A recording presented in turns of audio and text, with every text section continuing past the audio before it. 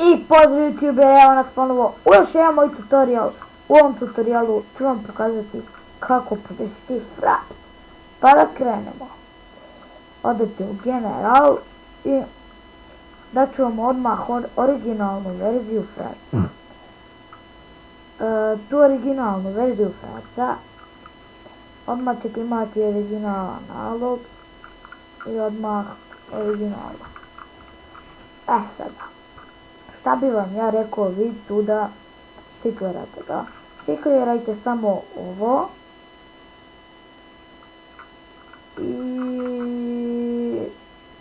ne znam, ako želite snimati desktope, a mislim da neki žele snimati, samo stiklirate ovo i onda možete snimati.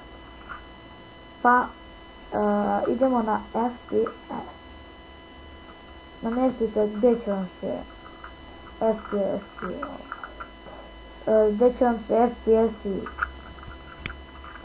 snimati, gdje će vam se FPS-i praviti kroz foldere, to smjestite i idete. Evo, ali meni je uvijek najbolje kako mi one stave. Ja sam ovo stavio iz razloga jer ja već imam jedan pun folder. Sada to nije bitno. Onda, ovo ne morate stiklirati jer vam i ne treba. Ovo je kada vam stopira snimanje. Ovo vam je ako želite FPS-e gore u uglu, ako ne želite ovako. Onda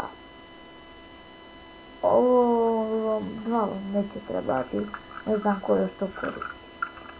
Onda ovo kada vam stopira. Ako želite da vam stopira za određeno vrijeme, vi štiklirate ovdje i upišete to vaše vrijeme u Fraps. Evo na primjer za toliko sekundi, više ne može, želim toliko sekundi, šalim se, znači tu možete staviti koliko želite sekundi, na primjer 60, izračunate 60 puta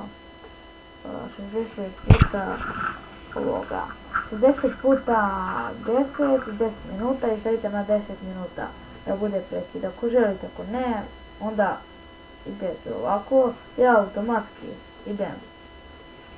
automatski to ugasim, tako dalje. Onda ovo ne znam šta je, ali očigledno je neko stranje. Onda ovo u kom uglu želite da vam se pojavi prozorčića. I štiklirate ako želite. Ja ne želim nikakve, stiklirate ako ne želite. Ako želite stavite prozorčić.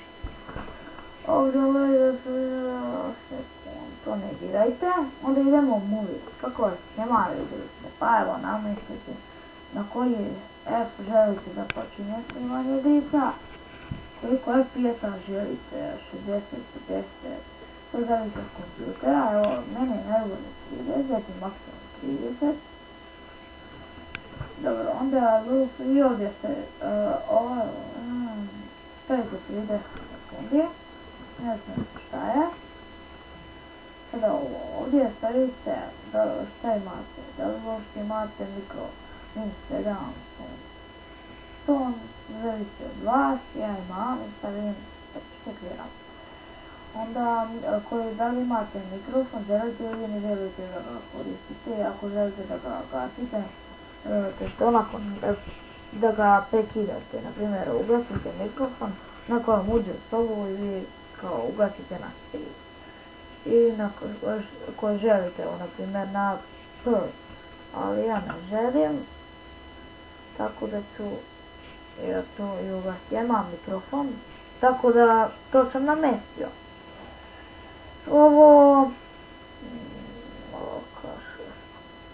Ovo je cursor, ako ga želite cursor u videu, isto po vašoj želji ova priznamještate, ne znam kako vi želite, onda screenshot, to ako želite slikate, dok radite imate suprečice, Evo namestite na koji želite slikati.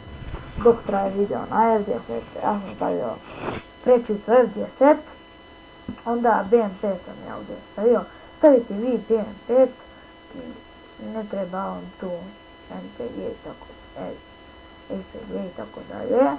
Screen capture seconds, evo, ovo namestite, ako želite kliknete tu i namestite u koliko sekundi sam se slika.